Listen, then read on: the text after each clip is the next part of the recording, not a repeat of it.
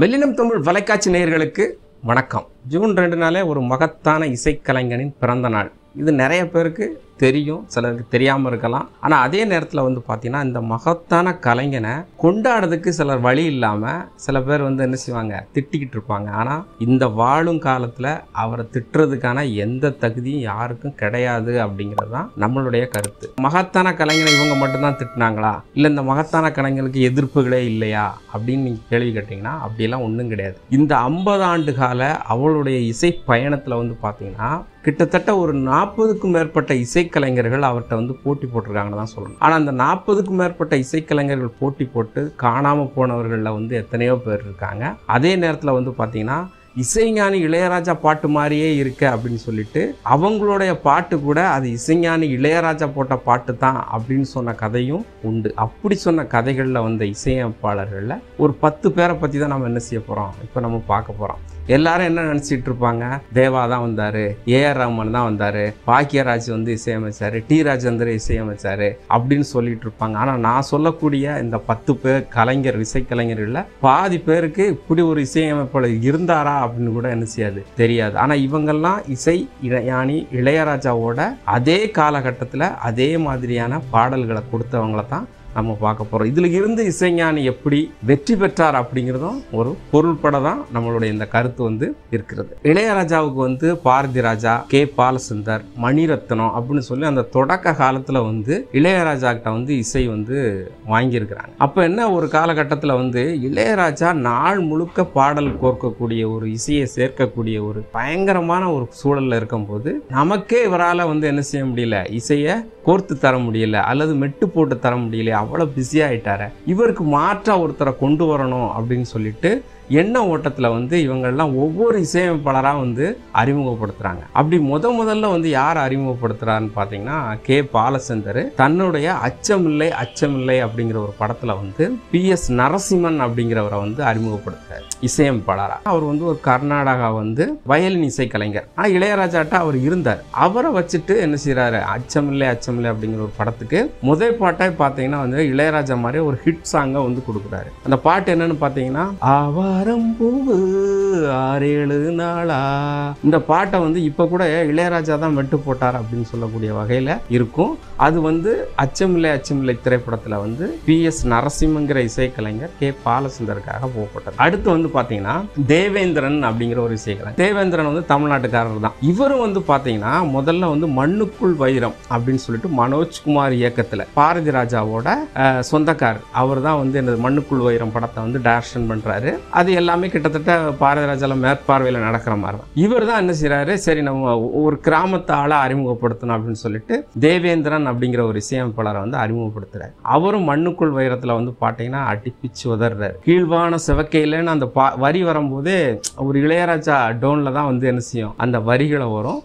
அப்படி ஒரு இசையமைப்பாளரை அறிமுகப்படுத்தினாங்க. அதே இசையமைப்பாளரை சரி இவரை உச்சத்துக்கு கொண்டு போயிடலாம் அப்படின்னு நினைச்சிட்டு நம்ம பாரதி ராஜாவை என்ன செய்யறாரு, அடுத்த படத்துல வேதம் புதிது அப்படிங்கிற ஒரு படத்துல அதே தேவேந்திரன் இசையமைப்பாளரா போடுறாரு. பாட்டெல்லாம் எல்லாமே பிரமாதமான பாட்டுகள்லாம் கொடுத்துருப்பாங்க. அதுல குறிப்பிட்ட பாடல் என்னன்னு கேட்டீங்கன்னா கண்ணுக்குள் 100 நிலவு இது ஒரு கதையா, நம்மளுடைய வேதம் புதிது படத்துல ஹிட்டான பாட்டு தான். அடுத்து 3வது ஆள் யார் கேட்டீங்கன்னா விஜய் ஆனந்த் அப்படிங்கிற ஒரு இசையமைப்பாளர். கிட்டத்தட்ட இளையராஜாட்ட தான் இவரும் மியூசிக் ட்ரூப்ல இருந்தாரு. முதல்ல அவருக்கு தமிழ்ல அறிமுகப்படுத்தப்பட்ட படங்கள் இருந்தாலும் 2 படத்துல பாத்தீங்கன்னா விஜய் ஆனந்துக்கு பெரிய அளவுல அவருடைய மெட்டெல்லாம் எடுபடலை. ஆனா ரஜினி படம் ஒண்ணு பண்ணாங்க, அது நான் அடிமை இல்லை அப்படின்னு சொல்லிட்டு. அந்த படத்துல வரக்கூடிய எல்லா பாட்டுமே ஹிட் பாட்டு தான். குறிப்பிட்ட இந்த பாட்டு ஒரு ஜீவன் தான் உன் பார்வையில் ஓயாமல் இசைக்கின்றது. இந்த பாட்டு சோகப்பாட்டாவும் கொடுத்துருப்பாங்க, காதல் பாட்டாவும் கொடுத்துருப்பாங்க. இந்த பாட்டு அன்னைக்கு அவ்வளவு பெரிய ஹிட் கொடுத்தாரு விஜய் ஆனந்த் அப்படிங்கிறவர். அடுத்து பார்த்தீங்கன்னா அம்சலேகா. இந்த அம்சலேகாவும் கிட்டத்தட்ட 80களில் தான் வராரு. இதுவரை முதல்ல யார் அறிமுகப்படுத்துறாங்கன்னா பாரதி ராஜா தான் அறிமுகப்படுத்துறாரு. பாரதி ராஜா அது அப்போ ரஜினி கொடி பறக்குது அப்படின்னு ஒரு படம். இல்லை அம்சலேகா இசை பார்த்தீங்கன்னா சூப்பராக பண்ணியிருப்பாங்க. அதில் குறிப்பாக பார்த்தீங்கன்னா அந்த அமலாவுக்கும் நம்ம ரஜினி பாட்டு சேலை கட்டும் பெண்ணுக்கு ஒரு வாசம் உண்டு, அந்த பாட்டெல்லாம் பார்த்தீங்கன்னா இளையராஜா இளையராஜா பாட்டு மாதிரியே அந்த மெட்டில் வந்து இருக்கும். இதுதான் வந்து அம்சலேகாவோட ஒரு விஷயம். அதே மாதிரி கேப்டன் மகள் அப்படிங்கிற ஒரு படத்தை வந்து பாரதிராஜா கொடுக்குறாரு. அதுலேயும் வந்து பார்த்தீங்கன்னா அம்சலேகா அப்படிங்கிறவங்க தான் இசை பண்ணியிருக்காங்க. இந்த படத்துலேயும் ஒரு பிரமாதமான பாட்டு வந்து எல்லாருமே கேட்கக்கூடிய வகையில் அந்த பாட்டு இருந்துச்சு. அந்த பாட்டு என்னன்னு கேட்டிங்கன்னா, எந்த பெண்ணிடம் இல்லாத ஒன்று. அந்த பாட்டெல்லாம் வந்து பார்த்தீங்கன்னா இப்போ படித்தாலோ எங்கேயோ கேட்டாலோ இளையராஜா அப்படின்னு தோன்றக்கூடிய வகையில் வந்து அந்த பாட்டுகள் இருக்கு. அடுத்து 5வது ஆள் மனோஜ் கியான் அப்படிங்கிறவர் தான். இவர் கிட்டத்தட்ட வந்து பார்த்தீங்கன்னா ரொம்ப நாள் நின்னார். குறிப்பாக வந்து பார்த்தீங்கன்னா இவர் வந்து ஊமை விழிகள் அப்படிங்கிற ஒரு படத்தில் தான் அறிமுகப்படுத்துகிறாங்க. அந்த படத்தில் வந்து பார்த்தீங்கன்னா எல்லா பாட்டுமே ஹிட்டு. அப்புறம் பார்த்தீங்கன்னா ராத்திரி நேரத்து பூஜையில் அந்த பாட்டெல்லாம் வந்து ஊமை விழிகளில் வந்து அவ்வளோ ஹிட்டான பாட்டு. அதே மாதிரி பார்த்தீங்கன்னா செந்தூர பூவே அப்படிங்கிற ஒரு படத்துக்கும் அதே மனோஜ் கியான் தான் இசையமைக்கிறாரு. அதுலேயும் பார்த்தீங்கன்னா எல்லா பாட்டுமே ஹிட்டாக தான் இருக்கும். இந்த 5 பேருக்கு அப்புறம் வந்த எல்லா இசையமைப்பாளர்களுமே ஓரளவு தெரிஞ்ச இசையமைப்பாளராக இருப்பாங்க. இந்த 5 பேர் மட்டும் பெரும்பாலானவருக்கு தெரியாது. அதுவும் குறிப்பாக பார்த்தீங்கன்னா இந்த 2K ஹிட்ஸ்க்கெல்லாம் தெரியாது. அதுக்கப்புறம் வந்து பார்த்தீங்கன்னா சௌந்தரியன் அப்படிங்கிற ஒரு இசையமைப்பாளர் வந்தார். சௌந்தரியன்கிற இசையமைப்பாளர் வந்து பார்த்தீங்கன்னா சேரன் பாண்டியன் அப்படிங்கிற ஒரு படத்தில் வந்து KS ரவிக்குமார் இயக்கத்தில் வந்த அந்த படத்தில் தான் வந்து அறிமுகப்படுத்தப்பட்டார். அதில் கூட வந்து பார்த்தீங்கன்னா காதல் கடிதம் வரைந்தேன் உனக்கு, இந்த பாட்டெல்லாம் வந்து பார்த்தீங்கன்னா அவ்வளோ அருமையான ஒரு மெட்டை வந்து சௌந்தரியன் கொடுத்துருப்பாரு.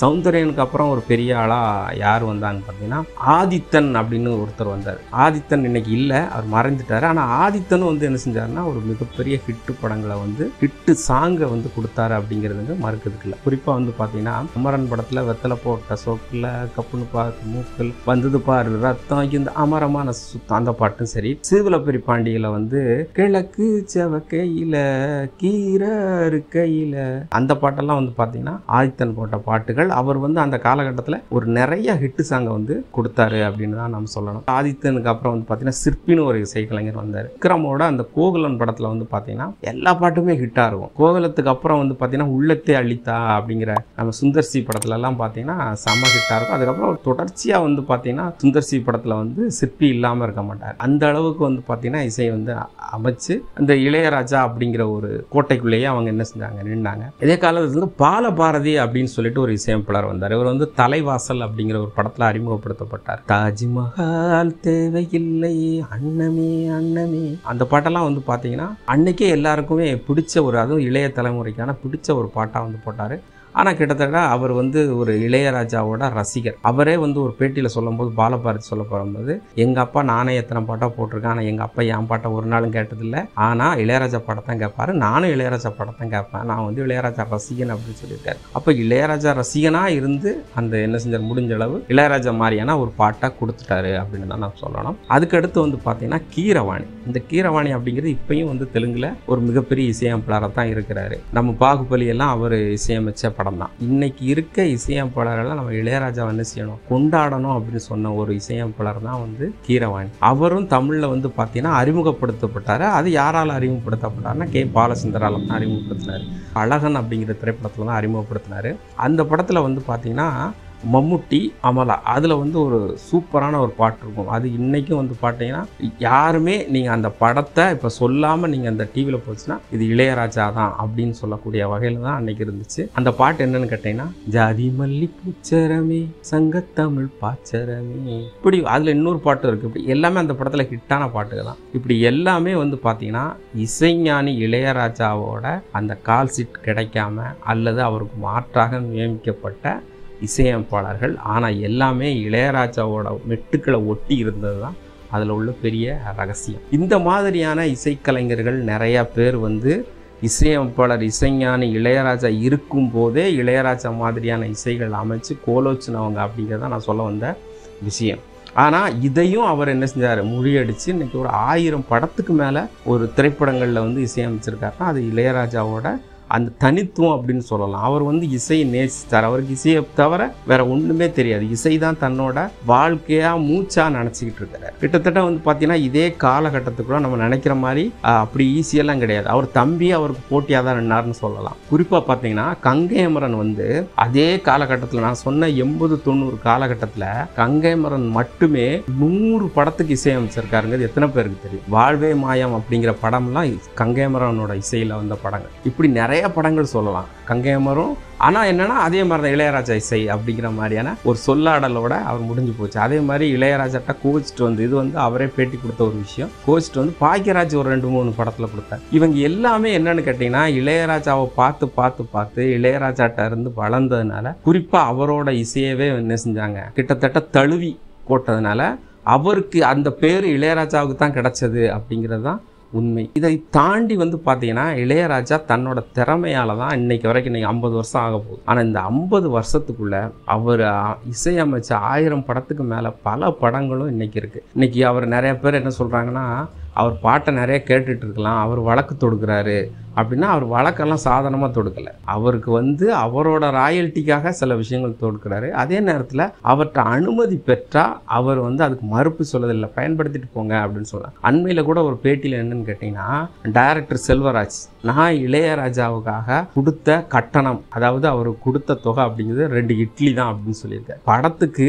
காசு வாங்காமலே அவர் நிறைய படத்துக்கு இசை போட்டிருக்காருங்கிறது சிலருக்கு தெரியாது. சும்மா போகிறவங்க எதையோ வந்து தூக்கி எறிஞ்சிட்டு போனாலும் அவர் வந்து உண்மையிலே ஒரு சகாப்தம் அப்படின்னு சொல்லலாம். இதுக்கு முன்னாடியெல்லாம் வந்து இளையராஜா பேட்டியை நீங்கள் எங்கேயுமே பார்த்துருக்க முடியாது. இப்போ பார்த்தீங்கன்னா போன மாதம் பார்த்தீங்கன்னா தொடர்ச்சியாக எல்லா தொலைக்காட்சிகள்லையும் தன்னோட பேட்டியை வந்து சொல்லியிருந்தார். அதன் மூலம் பலருக்கு வந்து விடை கிடைச்சிருக்கும் அப்படிங்கிறது தான் ஒரு விஷயம். அவர் வந்து ஒரு மகத்தான கலைஞன் அப்படிங்க என்னன்னு கேட்டிங்கன்னா, இப்போ நான் சொல்கிற எல்லாருமே வந்து பார்த்தீங்கன்னா 10-12 படங்களுக்குள்ளே வந்து காணாமல் போயிட்டாங்க. அதில் வந்து கடைசியாக நின்ன ஒரு 3 பேர் கூட பார்த்தீங்கன்னா நீங்கள் தேவா சொல்லலாம், ஏஆர் ரஹ்மானை சொல்லலாம். தேவா வந்து பார்த்தீங்கன்னா இளையராஜாவுக்கு கொஞ்சம் குறைச்சல்லாமல் நிறைய படங்கள் கொடுத்தாரு. கிட்டத்தட்ட 400 படங்கள் வரைக்கும் கொடுத்துருக்காரு. ஏஆர் ரஹ்மான் இன்னும் 100 படங்களை கூட அவர் எட்டலாம். ஆனால் இதெல்லாம் வந்து இளையராஜாவுக்கு போட்டியாக எல்லாருமே பேசிகிட்டு இருந்தாங்க. ஆனால் இளையராஜா வந்து யாரையும் எப்போதும் போட்டியாக நினைக்காம அவங்க பணி வேற இவர் பணி வேற அப்படின்னு சொல்லிட்டு தன்னோட விஷயத்தை பண்ணார். இப்போ அதையும் தாண்டி ஒரு சாதனை என்ன பண்ணியிருக்காருன்னு கேட்டிங்கன்னா, இப்போ வந்து மேஸ்ட்ரோ அப்படிங்கிற ஒரு பெரிய இசை ஆல்பத்தை வந்து அங்கே போய் என்ன செஞ்சுருக்காரு, செய்து காட்டி மிகப்பெரிய ஒரு பேரை வந்து பெற்றிருக்காரு. இன்றைக்கி வந்து கரூர், கோயம்புத்தூர் இப்படின்னு சொல்லிட்டு பல இடங்களில் வந்து இசையை வந்து அவர் செஞ்சிட்ருக்காரு. அங்கங்கே வந்து ஒரு ஆர்கெஸ்ட்ரா மாதிரியான விஷயங்களை பண்ணி இசையின் மூலம் இன்னும் நம்ம எவ்வளவு தூரம் செழிப்பாக இருக்க முடியும், மனசை வந்து மகிழ்விக்க முடியும் அப்படிங்கிற ஒரு கோட்டையில் அவர் என்ன செஞ்சிருக்காரு, தன்னோட வாழ்க்கையில் வந்து சொலிச்சுக்கிட்டு இருக்காரு அப்படின்னு தான் நம்ம சொல்லணும். இளையராஜாவை பற்றி பேசணும்னா நம்ம பேசிக்கிட்டே இருக்கலாம்.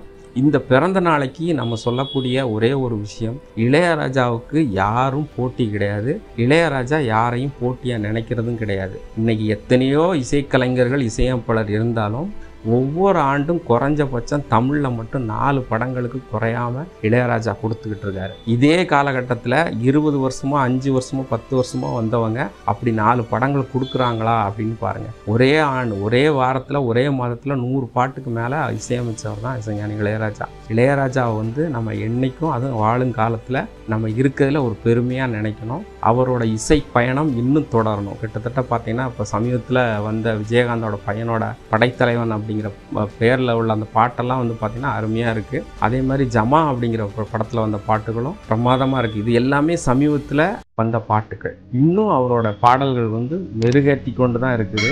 இன்னும் அவர் வந்து என்ன செய்வார், நிறைய பாடல்களை நமக்காக கொடுக்க காத்துட்டு இருக்காரு அப்படின்னு தான் சொல்லணும். இந்த தருணத்தில் அவருக்கு நம்முடைய பிறந்தநாள் வாழ்த்துக்கள் சொன்னதில் பெருமைப்படுகிறோம். மெல்லினம் தமிழ் நேயர்களுக்கு நன்றி.